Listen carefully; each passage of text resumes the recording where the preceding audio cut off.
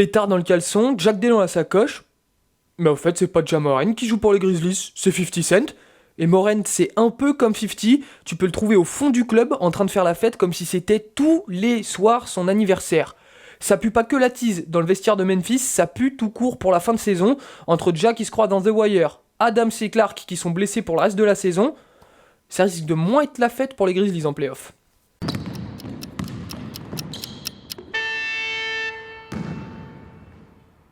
Mesdames et messieurs, bonjour, je suis ravi de vous retrouver pour ce nouvel épisode du Carton. Ça faisait un moment qu'on s'était pas vu, fallait qu'on revienne, très clairement. Aujourd'hui, on va parler des Grizzlies, on va faire un petit zoom sur l'affaire Ja Morant et on va voir un petit peu dans les détails ce qui se passe et ce qui va se passer du côté de Memphis.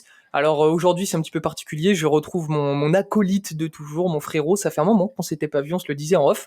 On est en tête à tête. Aujourd'hui, mon Ben, comment tu vas ? Bah, écoute, ça va super et effectivement, ça faisait très longtemps. Tu commences à me manquer, donc un petit, rendez-vous romantique s'imposait pour parler, armes à feu, blessures et puis playoff, Ah évidemment. là, on est vraiment dans la romance. Et Ben, avant qu'on commence, j'aimerais placer un petit mot pour notre ami Raphaël. Raphaël qui est là habituellement avec nous sur le carton, qui traverse une période difficile. On pense fort à toi, mon Raph, toute l'équipe de l'analyste. Et puis aussi à notre ami Philippe qui nous suit beaucoup sur Twitter. On sait que tu nous écoutes, Philippe. Philippe qui se bat actuellement contre la maladie. Donc on t'envoie toute notre force, mon Philippe. Évidemment, toute l'équipe se joint à moi pour t'envoyer notre force. Reste fort et on te fait des gros bisous. Bon Voilà, courage les gars. maintenant ça c'est fait, mon Ben. On commence tout de suite avec les Grizzlies. Du coup, on va évidemment parler du cas de Ja Morant parce qu'il y a plein de choses à dire. C'est un petit peu particulier ce qui se passe avec Ja. Tu vas nous résumer un petit peu les faits, ce qui est prévu, ce qui se dessine pour l'avenir de Ja Morant, Benjamin, s'il te plaît. Alors il faut s'accrocher parce que évidemment tout le monde a vu la vidéo de Ja Morant avec une arme à feu donc dans une boîte de nuit dans le Colorado. Il a sorti, une arme à feu alors qu'il était potentiellement sous l'emprise de l'alcool et il s'est filmé dans un live Instagram et donc tout de suite, il y a eu beaucoup de réactions d'abord publiques. Il y a eu une réaction de la ligue qui a affirmé qu'elle allait enquêter, donc l'enquête est en cours maintenant. La police du Colorado a également lancé une enquête, ça j'y reviendrai. Et donc en fait, les Grizzlies et Ja Morant ont décidé de mettre le meneur en retrait. Hmm. Il n'y a pas encore eu de suspension à proprement parler. Les éléments de langage, c'est, Ja Morant est à l'écart de l'équipe et il n'y a pas encore de punition de la part de la NBA. Ça avance de manière à ce que pour l'instant, l'équipe et le joueur invoquent des problèmes de santé mentale. Ils disent que Ja Morant doit se soigner, trouver de meilleures méthodes de gérer le stress. En fait, ils comprennent qu'il y a une erreur et qu'il faut qu'il évolue. Il y a eu une réunion entre joueurs avant cet incident dans laquelle, Steven Adams notamment, entre autres, a dit qu'il fallait, un petit peu resserrer la vis au niveau discipline. Plus de sérieux au niveau des déplacements et des sorties sur la route. Exactement, c'est ça et donc il y a une conscience qu'il faut évoluer dans ce sens et donc l'enquête de la police du Colorado s'est conclue, sans que Ja Morant soit inquiété parce qu'on manquait de preuves. Il y a pas de témoins pour corroborer les faits d'après Shams Charania de The Athletic et au-delà de ça, il y avait pas de délit immédiatement Hmm. vérifiable avec la vidéo. Donc pour l'instant, ce qui reste, c'est que Ja Morant, reste à l'écart de l'équipe pendant au moins 4 matchs quand on enregistre ça, c'est-à-dire, le jeudi 9 mars. C'était 2 au départ, c'est monté à 4. C'est ça, on est passé enfin, du coup, ça va faire 6 au total pour Ouais. l'instant. On ne sait pas si ça va être reconduit, et on ne sait pas encore s'il y aura suspension de la NBA, s'il y en a une, combien de temps. Il y a pas de durée qui est prévue pour ces choses-là. Donc pour l'instant, on navigue vraiment dans le flou, on ne sait pas ce qui va se passer, mais ce serait extrêmement surprenant que Ja Morant ne soit pas sanctionné, au moins pour s'être montré avec une arme à feu dans Ouais. un live Instagram, dans une boîte de nuit. Ouais, très clairement. En plus, on sait que la NBA est vraiment intransigeante Mmh. avec tout ça. On se rappelle, bon, c'était dans un contexte particulier, dans une autre époque, Gilbert Arenas qui avait pris tarif après avoir sorti 50 son matchs. pétard dans les vestiaires, 50 matchs. Donc ouais, c'est un petit peu flippant ce qui se passe avec Ja Morant parce qu'on sait tout le talent du joueur. Ça n'excuse rien, évidemment. Faut pas qu'il y ait de favoritisme ou de traitement de faveur parce que c'est Mmh. Ja Morant, que c'est un All-Star, que c'est un des visages montants de la NBA. Mais c'est assez inquiétant. Et puis Ben, on va enchaîner. Ça intervient au pire moment, j'ai envie de dire, pour les Grizzlies. On attaque la dernière ligne droite avant les playoffs. On sait que Steven Adams était déjà blessé. Là, les Grizzlies viennent de communiquer qu'il est encore blessé et qu'il serait à réévaluer dans 4 semaines, il me semble. Et puis il y a Brandon Clark aussi qui était importantissime dans la rotation des Grizzlies, encore plus pendant l'absence de Steven Adams, qui lui aussi est pété fin de saison pour l'ami Brandon Clark, pardon. Bah, effectivement, là, ce qui se passe, c'est que donc on a Ja Morant, Steven Adams et Brandon Clark absents pour des raisons assez différentes et donc il faut imaginer que ça représente 80 minutes du volume total de Memphis, C'est donc une c'est énorme. dinguerie. Bah, ouais, c'est ça, en fait, il reste 16 matchs avant la fin de la saison régulière et on sait déjà, comme tu l'as dit, que Steven Adams ne reviendra pas, avant au moins un mois parce qu'on Ouais. n'est pas encore certain qu'il va pouvoir revenir. Il y a eu des signes encourageants, on sait qu'il a repris le 5 contre 5, mais s'il annonce, encore absent pendant 4 semaines, c'est qu'il n'est pas encore en forme et qu'il manquera la fin de la saison régulière. Brandon Clark, c'est même plus grand que ça, on sait qu'il ne jouera pas les playoffs. Il souffre d'une déchirure du tendon d'Achille, donc pour Lui, c'est lui, c'est terminé, lui. fin de saison, c'est clair, Ouais. effectivement et on n'est vraiment pas sûr de le retrouver, ne serait-ce qu'au début de la saison 2023-2024. Donc ça, c'est terrible et donc avec tout ça, il y a l'absence de Ja Morant à cause de ses faits extrasportifs et c'est dramatique parce qu'évidemment, Ja Morant est le joueur le plus important, aux Grizzlies, ça va de soi. C'est le all-star de l'équipe, c'est le leader et donc ça va être compliqué. L'avantage de Memphis dans sa position, c'est que la qualification en play-off est quasiment assurée parce qu'actuellement les Ouais. Grizzlies sont 3e de la conférence Ouest, à égalité avec les Kings qui sont 2e. Ils ont un bilan de 38-26 et donc pas mal Ils ont de d'avance la par marge. c'est ça en fait, il y a un peloton, on va dire, de la 5e position à la 13e position où les équipes ont assez peu de matchs d'écart. Il y a 3 matchs d'écart entre toutes ces équipes, mais les Grizzlies, eux, ont de l'avance là-dessus et donc sont quasiment sûrs d'aller en play-off. Mais c'est vrai que ce qui se dessine là, c'est que ça risque d'être compliqué de faire quelque chose en play-off si Steven Adams n'est pas là ou qu'il n'est pas en forme, si Ja Morant n'est pas là ou qu'il a du mal à revenir et puis avec Brandon Clark qui est sorti, c'est quand même, quelque chose en moins.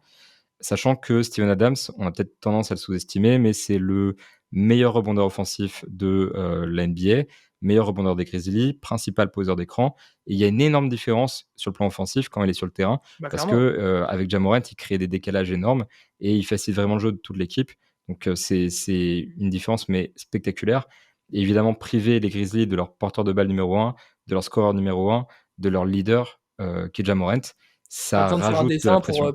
pour expliquer que c'est une catastrophe. C'est complètement une catastrophe et puis la saison dernière, on se souvient, il y avait beaucoup de gens qui parlaient du bilan des Grizzlies sans Ja Morant et qui disaient, sans doute un peu ironiquement parce qu'on sait que c'est pas comme ça que ça marche, que les Grizzlies sont meilleurs sans Ja Morant. Si on regarde cette saison, sans Ja Morant, c'est un bilan de 4 victoires et 7 défaites, donc le pourcentage est beaucoup moins bon qu'avec, Ja Morant. Il y a 1 victoire face aux Spurs, donc on peut même dire 3 victoires, 7 défaites parce que ça compte pas et il y a notamment une défaite de plus de 30 points contre les Kings, qui sont donc les concurrents directs pour la 2e place. Et évidemment, les Grizzlies, qui ont de vraies ambitions après leur campagne de play-off l'année dernière, auraient vraiment avantage à être le mieux classé possible, ça va de soi, pour avoir l'avantage du terrain le plus longtemps possible pendant les play-offs. Ouais, c'est clair qu'on disait que les Grizzlies, bon, évidemment, on les plaçait pas parmi nos favoris au titre. Et Mmh, peut-être encore un peu trop jeune. Le projet est peut-être encore un peu jeune, justement. Mais on se disait que justement, se taper les Grizzlies en playoff, ça allait pas être une partie de plaisir. Pour c'est un clair. gros candidat au titre, ça allait être chiant. Parce qu'on sait que, bah, on sait comment jouent les Grizzlies, hein. C'est très défensif, c'est très physique. Et là, franchement, bah, évidemment, hein, les Grizzlies sans Ja Morant, déjà, ça fait mal, comme tu l'as très bien dit. Puis Steven Adams, en plus, c'est un peu le papa de cette équipe, tu vois, c'est ce vétéran qui accompagne tout le monde sur et en dehors du terrain. C'est typiquement le Mmh. mec qui a l'expérience, va justement s'imposer et faire entendre sa voix dans cette équipe de jeunes. C'est encore des minots, hein, les petits Grizzlies. Donc ça fait très mal pour les Grizzlies. T'en as un petit peu parlé, mais du coup, c'est quoi les plans là à Memphis? Comment on envisage cette fin de saison? Est-ce qu'on considère déjà aujourd'hui que c'est une saison à bazarder, clairement, qu'on se dit, bon, là, c'est trop le bordel sur la fin, faut qu'on règle le problème Ja Morant pour repartir sur de meilleures bases. Puis en plus, avec les blessures, c'est encore plus compliqué. Est-ce qu'on bazarde cette saison côté Memphis ou on essaie aller en playoff, tu l'as dit, ça va le faire normalement, mais même de se battre et d'arracher un truc en playoff, qu'est-ce qui va se passer? Parce que c'est difficile de voir un petit peu dans l'avenir. Bah, effectivement, la difficulté, c'est que là, les Grizzlies naviguent dans le brouillard parce qu'ils savent pas encore combien de temps va rester, Steven Adams à l'infirmerie Ouais. et si, Ja Morant va être suspendu, enfin, il va l'être très certainement, mais combien de temps? Est-ce que ça va impacter les playoffs? C'est des questions clés pour savoir ce qui va se passer aux Grizzlies. Ce qui est sûr, c'est que au stade où ils en sont, de toute façon, ils peuvent pas retourner en arrière, ils peuvent pas faire autrement que Clairement. d'essayer de se battre. Donc on va dire qu'il y a 2 scénarios. Il y a le scénario optimiste dans lequel, Ja Morant et Steven Adams reviennent avant, la fin de la saison. Je ne sais pas si c'est vraiment le scénario le plus probable, mais il y a une chance que ça arrive quand même et dans ce scénario-là, évidemment, les Grizzlies ont quelque chose à faire. D'accord, ils ont perdu Brandon Clark, peut-être que les joueurs ne sont pas à 100, mais ça reste une équipe très sérieuse et qui est plutôt bien classée, donc qui affrontera normalement, Mais l'Ouest, c'est compliqué cette année. Un adversaire qui est pas trop fort. On peut imaginer par exemple les Wolves qui sont 7e actuellement, ou une équipe qui va peut-être sortir du play-in s'ils arrivent à revenir en deuxième position. Donc dans ce scénario-là, on peut imaginer que les Grizzlies vont rester une équipe difficile à jouer et qui va sans doute passer un tour. Le scénario pessimiste, c'est que Ja Morant sera suspendu pendant longtemps, qu'il ne pourra pas participer aux playoffs, peut-être que Steven Adams aussi. Et dans ce scénario-là, évidemment, ça va être compliqué. D'autant plus que si les Grizzlies se maintiennent en 3e position, l'équipe qui va tomber en 6 et qui devront affronter risque d'être compliquée. Ça va pas être une partie de plaisir. Bah, c'est un gros morceau quoi qu'il arrive, parce qu'actuellement, là, on a les Warriors qui sont 5e, mais qui sont, comme je l'ai dit, très proches. Ils sont au même niveau que les Clippers, qui sont donc 6e. Et jouer les Clippers de Kawhi Leonard et Paul George au premier tour, on voit mieux quand même. De toute façon, là, à l'Ouest, c'est tellement le bordel, tu joueras le 13e, ce serait chiant à jouer quoi qu'il arrive. Donc, il n'y aura pas de série facile, ça c'est sûr. Mais dans le scénario pessimiste, évidemment, ce qui se passe, c'est on tombe contre une grosse équipe. Les Grizzlies prennent un carton, peut-être même un sweep si c'est vraiment une grosse équipe, et sortent des playoffs comme ça, ce qui serait évidemment un échec majeur après une première saison qui était vraiment une première saison en playoff intéressante. Et pour le coup, par contre, niveau identité, c'est là où ça pose problème. C'est que quand tu parles de bazarder une saison, effectivement, là, ce qu'on peut éventuellement se dire, c'est que c'est un énorme pas en arrière pour les Grizzlies dans la construction de leur équipe. Peut-être que Ja Morant reviendra plus mature de cette histoire et que c'est quelque part un mal pour un bien. D'un côté, sur le plan identité, image de la franchise, construction du jeu, c'est compliqué. Puis perdre en plus des joueurs sur des blessures, donc avec lesquels on ne peut pas construire le jeu, évidemment, c'est quelque chose de difficile. Donc sur les plans à long terme des Grizzlies, ça pourrait avoir un impact assez mauvais. Bon, en tout cas, on verra comment ça se passe du côté de Memphis. Honnêtement, tu l'as dit, j'ai compris que t'étais pas très optimiste sur un retour rapide de Ja Morant.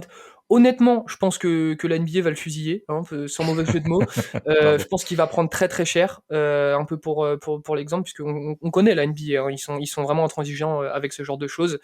Donc on verra comment ça se passe pour les Grizzlies. En tout cas, si vous êtes fan des Grizzlies, grosse force à vous, les frérots, parce que là, ça fait mal quand même ce qui se passe avec votre franchise. On est ensemble.